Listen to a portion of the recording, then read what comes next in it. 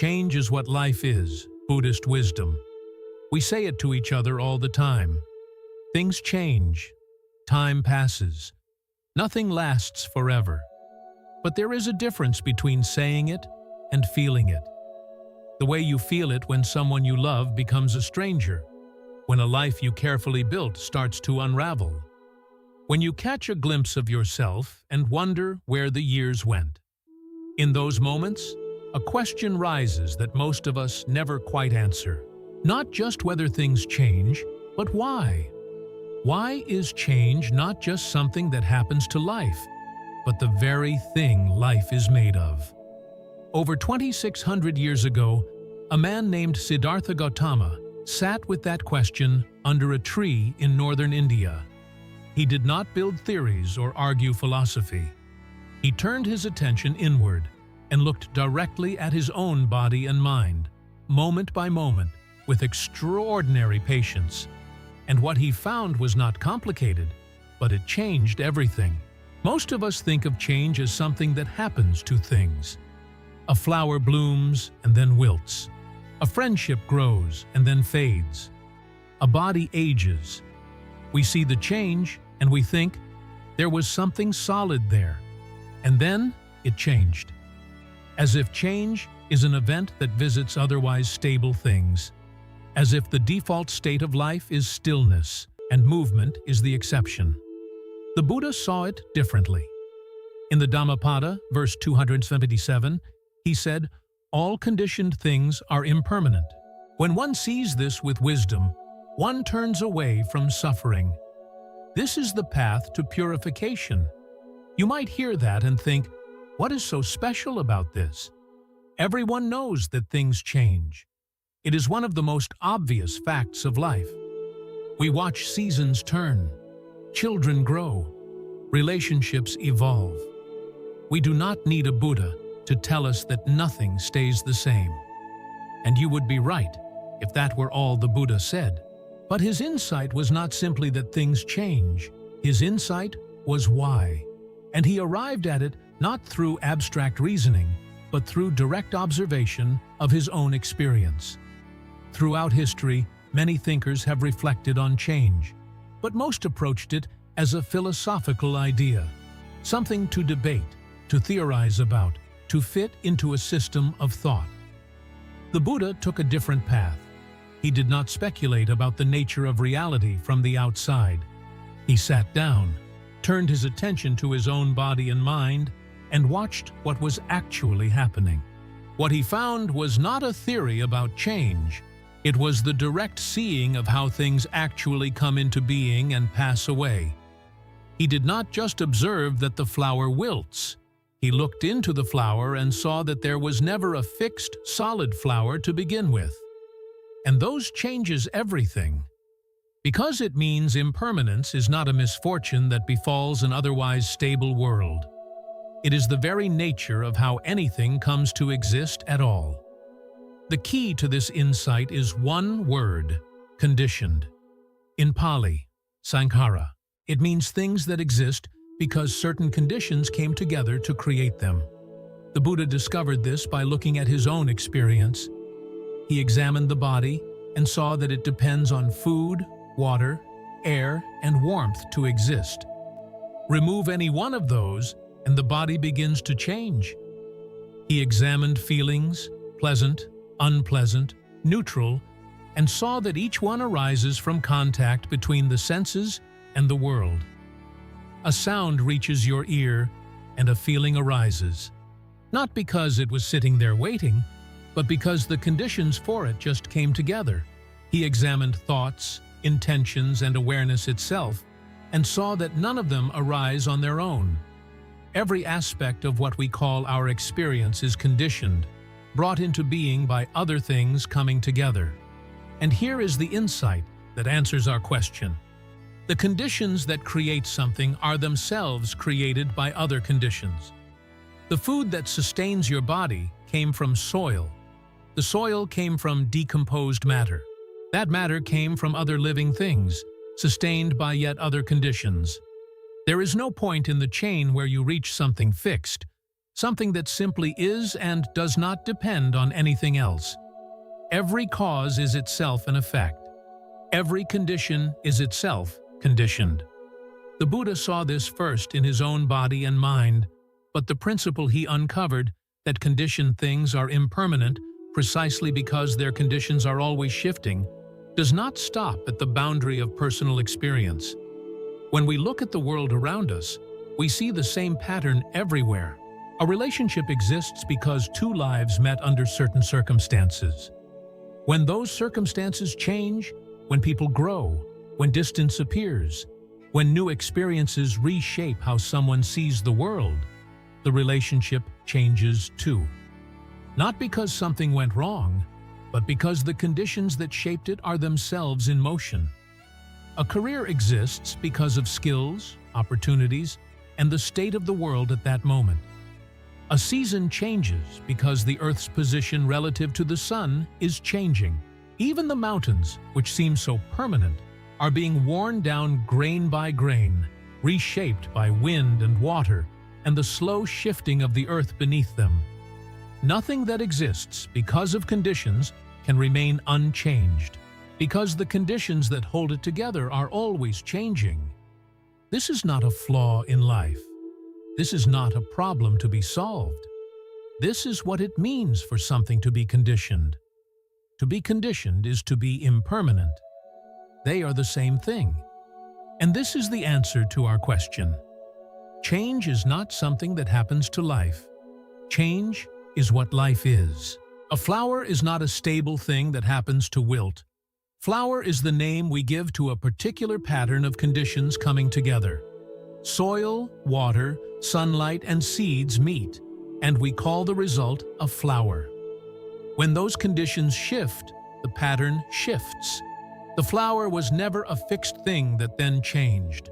The flower was the changing itself from the very beginning. You are no different. Your body, your feelings, your thoughts, your relationships, the sense of who you are, all of it is conditioned, sustained by things that are themselves in motion. The person you were 10 years ago are not hiding inside you, unchanged. That person dissolved, condition by condition. And what sits here now is something new. And it too will continue to change, because the conditions that sustain it will continue to change. We spend our lives looking for something solid to stand on, a love that will not change, a body that will not age, a sense of self that will hold together no matter what. But every single thing we reach for is itself made of things that are moving.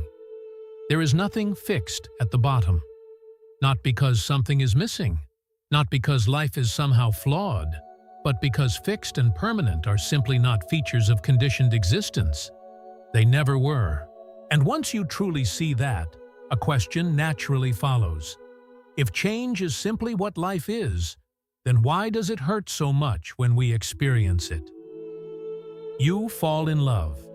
Everything about the other person feels right. Without realizing it, you take a kind of snapshot. Their warmth, their laugh, the way they look at you, and hold it as a fixed image. This is who they are. Then time passes. They grow. They respond to life in ways you did not expect, and something inside you aches. This is not the person I fell in love with. But they never were a fixed person. They were always changing, just like you. The pain does not come from the change.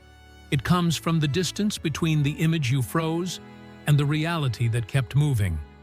And the wider that distance grows, the more it hurts. That pain is real.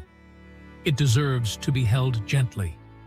The desire for love to stay the same is one of the most human things there is.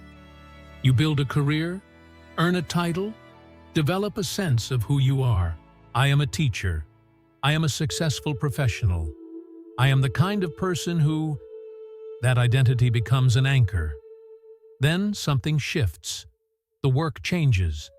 The satisfaction fades. The world around you moves in a direction you did not expect. The suffering is not caused by the fading. It is caused by the belief that it was supposed to last. You notice the signs of time in your own face. You scroll through social media and see curated moments from other people's lives. Their lives are also changing, also uncertain, also full of moments they would never share. But all you see is the frame they chose. And without meaning to, you measure your own unfolding, changing reality against someone else's still image. The Buddha gave this pattern a name. In his very first teaching, the Dhammacakkappavattana Sutta, this is the noble truth of the origination of suffering, the craving that makes for further becoming, accompanied by passion and delight, craving for sensual pleasure, craving for becoming, craving for non-becoming.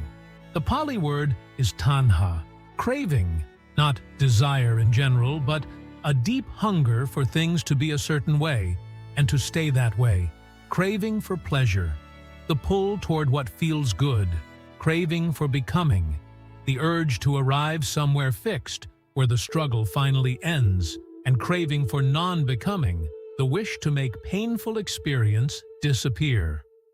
All three assume the same thing, that somewhere there is a fixed point. But as we saw, every condition is itself conditioned. There is no fixed point. So, you reach for something, and for a moment, it feels like arriving. The craving quiets. There is a flash of ease, then conditions shift, and the reaching starts again. This is the cycle the Buddha saw turning inside the human heart.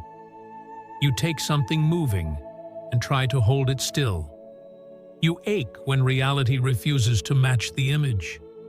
Not because wanting good things is wrong, but because wanting them to be permanent is wanting something that conditioned life cannot give.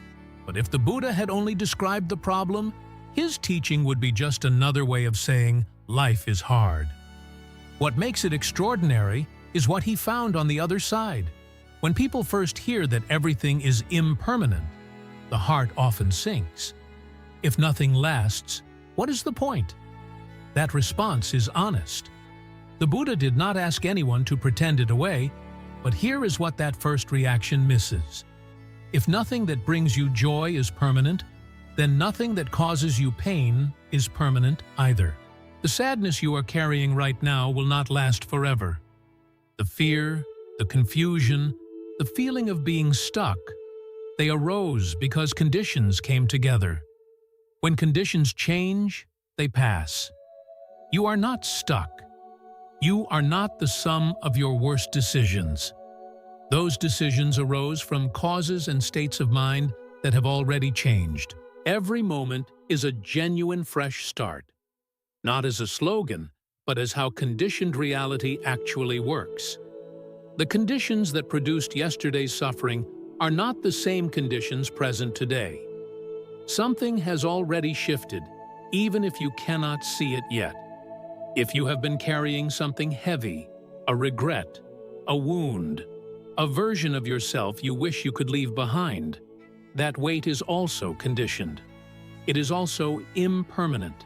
It may feel permanent, the way a long night feels like it will never end. But it will end. Not because you forced it to, but because that is what conditioned things do.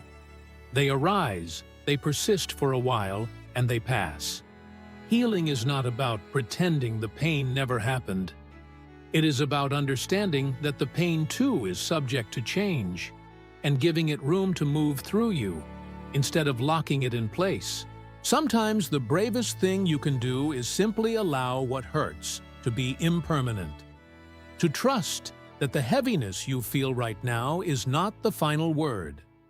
In the Pabhasara Sutta, the Buddha said, "Luminous monks is the mind, and it is defiled by incoming defilements. Luminous monks are the mind, and it is freed from incoming defilements. Greed, confusion, anger, they are not your nature. They are visitors, not residents. Like dust on a mirror, they obscure what was already clear. But dust can be cleaned away. The entire Buddhist path exists for this reason. not to fix something broken, but to clear away what was never part of your deepest nature to begin with. And then something quiet happens. When you truly understand that every moment with someone you care about will never come again, you stop waiting. You stop assuming there will always be more time, more chances, another conversation. The ordinary morning, the unremarkable conversation over coffee, the sound of someone's voice saying your name. These things become precious, not because anything about them has changed, but because you are finally seeing them for what they are: fleeting, unrepeatable, and therefore infinitely valuable. The Buddha did not teach indifference. He taught the end of clinging. Clinging says, "I need this to last forever." Presence says, "This is here now, and it is enough." I think this is the most misunderstood part of the Buddha's teaching. People here let go and imagine coldness, but it is the opposite. When you stop clinging, you do not love less. You love more, because you are finally paying attention to what is here, instead of grieving what will eventually leave. Think of a candle flame. It looks steady, but it is never the same for 2 consecutive moments, constantly consuming and producing new light. You are that flame. Each moment, something old passes and something new arrives. And because you are always being made new, no matter what darkness you have walked through, you are not condemned to repeat it. The conditions that created that darkness have already changed. But knowing this in the mind is not the same as living it, which is why the Buddha did not just offer understanding.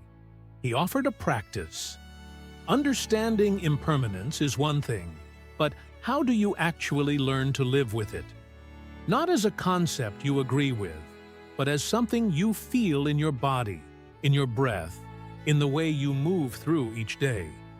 The Buddha's answer was remarkably practical. He did not ask people to believe anything. He asked them to pay attention. In the Satipatthana Sutta, he laid out a way of training attention that begins with the simplest things and gradually opens up into a direct seeing of how all experience works. He called it the 4 foundations of mindfulness, and he described them as the path where all aspects of practice come together. The Pali phrase he used was ekayano mago, translated variously as the only way, the direct path, or the path to convergence. This practice is not separate from the Noble Eightfold Path. It is samasati, right mindfulness, the 7th factor. All 8 factors support each other and converge toward the same freedom. The first foundation is the body. The Buddha begins with your breath. When you breathe in, know it. When you breathe out, know it. Try it right now. Stay with your breathing for 1 full minute without the mind wandering. You will discover it is one of the hardest things a person can do, and one of the most revealing, because each breath is different from the last. There is no fixed breath, only this one, arriving and dissolving, impermanence felt directly in the body. From there, the practice extends. You observe posture, sensations, the body's textures and weight. What you once thought of as my body begins to reveal itself as a field of changing sensations, arising and dissolving moment by moment. The second foundation is feelings. The simple quality of pleasant, unpleasant, or neutral that colors every moment. You do not chase the pleasant or push away the unpleasant. You simply see what is present. And as you watch, the pleasant feeling that seems solid is already changing. The unpleasant one that seemed unbearable is already moving. The third foundation is the mind itself. The mind with desire or without, with anger or without. You notice which state is present without judgment. Most of the time, we do not observe our mental states. We are swallowed by them. Mindfulness creates a space between experience and reaction. In that space, something appears. Choice. The fourth foundation is mental phenomena, the patterns and habits of the mind. In every case, the practice is the same. Observe the conditions that cause something to arise, and observe the conditions under which it passes away. When you practice this again and again, something shifts on its own. You begin to see directly that everything arising in your experience is impermanent. Every sensation, every feeling, every thought. And as that seeing deepens, something the tradition calls nibbida, disenchantment, begins to arise. Not sadness, not bitterness, simply the quiet recognition that you no longer need things to be other than what they are. The craving for permanence begins to loosen its grip, not because you forced it away, but because you saw clearly enough that it could not hold. Free to love without clinging, free to face loss without being destroyed, free to live in a world that is always moving, because you are no longer fighting the movement. The Buddha said anyone who develops these four foundations, even for 7 days, can expect deep transformation. Not monks only, not scholars only. Anyone willing to sit still and look honestly at what is happening inside them. Beyond the suttas, beyond the Pali terms, all of this points to something very simple. You do not need to become someone else. You do not need to reach some extraordinary state of mind. You just need to see what is already happening right now, in this body, in this breath. And if you are someone who has been quietly struggling with a loss that will not let go, with a life that did not turn out the way you planned, with a feeling that you are somehow behind or broken, I want you to know the fact that things change is not your enemy. It is the very thing that makes healing possible. It is the reason no winter lasts forever. It is the reason the person you are today does not have to be the person you were yesterday. In my view, the deepest gift of the Buddha's teaching is not the philosophy, it is the permission. Permission to stop fighting what is. Permission to let go of the image of how your life was supposed to look. Permission to be exactly where you are, imperfect, uncertain, still learning. And to know that this has always been enough. The river is flowing. It has always been flowing. You cannot stop it. But you were never asked to. You were only ever asked to notice.